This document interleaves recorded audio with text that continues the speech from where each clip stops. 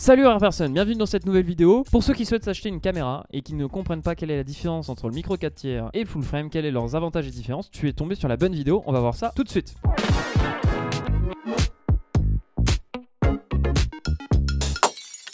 J'ai jamais lancé une vidéo aussi vite. Ouais, il faut d'abord savoir qu'il existe 3 types de capteurs aujourd'hui répandus sur une caméra numérique lorsque tu l'achètes. Oui, en vrai, il y a ce qu'on appelle le full frame, donc c'est le capteur plein format, et on a le micro 4 tiers. Et entre les deux, on a ce qu'on appelle, et là je vais chercher le terme exact. Oh non, j'ai plus l'article.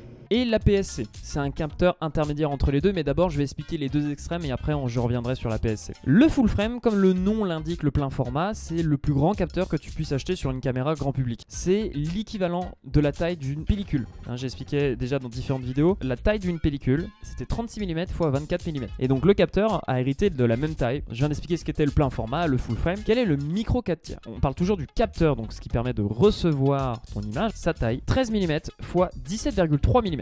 Maintenant qu'on sait que ces deux types de capteurs ont une taille différente, quelle est l'utilité? Le plein format, il a un avantage comparé au micro 4 tiers, c'est que comparé à lui, il va recevoir plus de lumière. Plus ton capteur est grand, plus tu reçois de lumière. Ce qui est logique, ta surface est plus grande pour recevoir de la lumière, tu en reçois plus. Alors qu'un micro 4 tiers, du coup, l'inconvénient qu'il va avoir, c'est qu'il va recevoir moins de lumière. Moins de lumière veut dire moins d'informations et donc des fois des images un petit peu plus sombres, des images de moins bonne qualité, moins de détails. Voilà. Désavantage du full frame, c'est son prix. Parce qu'en fait, un des trucs qui coûte le plus cher dans une caméra, c'est son capteur. Et plus ton capteur est grand, plus il est cher. Micro 4 tiers, il est plus petit, il est moins cher. C'est un impact sur la caméra, mais c'est un impact aussi sur les objectifs. Parce que les objectifs qui sont faits pour le micro 4 tiers, ils sont plus petits, ils sont plus légers, plus compacts. Donc oui, c'est un avantage. Le fait que à valeur identique en termes d'objectifs, ça coûte moins cher. Et ça, c'est très important si tu veux acheter plein d'objectifs et notamment un avantage pour acheter de l'anamorphique. L'anamorphique, ça coûte super cher. Et ma caméra va bientôt s'éteindre, elle a bientôt plus de batterie. Je vais couper ça, je reviens. Et une différence notable entre le full frame et le micro 4 tiers. Vu que le micro 4 tiers, il a 2 fois moins de surface. C'est donc la moitié d'un full frame. Lorsque j'applique un 50 mm sur un full frame, j'ai la vision d'un 50 mm. Lorsque j'ajoute un 50 mm sur mon micro 4 tiers, j'ai la vision de 100 mm. En fait, je fais 50 mm x 2. En fait, il faut se dire que ta vision sera toujours 2 fois plus serrée. Ça, c'est une vraie chose à prendre en compte. Là, on va parler du coup de l'intermédiaire. L'APS-C, lui, en fait, il se place entre les deux. Full frame, tu fais x1, 50 mm x 1, 50. Le micro 4 tiers, tu fais x2. L'APS-C, tu fais 1,5.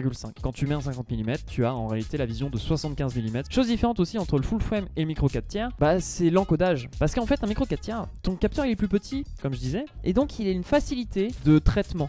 Moins de données veut aussi dire que tu peux certainement mettre de meilleurs encodages. La qualité d'enregistrement, c'est hyper important pour post-traitement. Je devrais traiter un jour des différents encodages, mais ça, ce sera pour un autre jour. Merci à toi d'avoir regardé cette vidéo.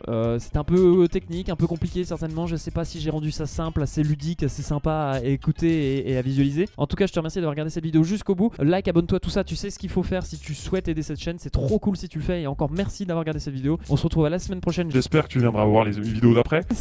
Limite un peu agression. Merci à toi, à plus, ciao.